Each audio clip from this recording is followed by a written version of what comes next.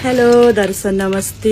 यदि हजुरहरू पनि म जस्तै आफ्नो ब्रेकफास्टमा सातु मन पराउनुहुन्छ, सातु खानुहुन्छ भने चाहिँ सातु खानको लागि चाहिँ यो मकै एकदमै राम्रो हुँदो रहेछ। यो मकै चाहिँ हामीले मकैको सिजनमा फार्ममा जाँदा, हरियो मकै लिन जाँदा सुकेको मकै ल्याएर छोडाएर 2-4 चोटि घाममा सुकाएर राखेको थियौं। यसरी यो मकै चाहिँ बुढ्ता फुल नउठ्ने, सातु पनि धेरै बस्ने, मिठो हुँदो रहेछ।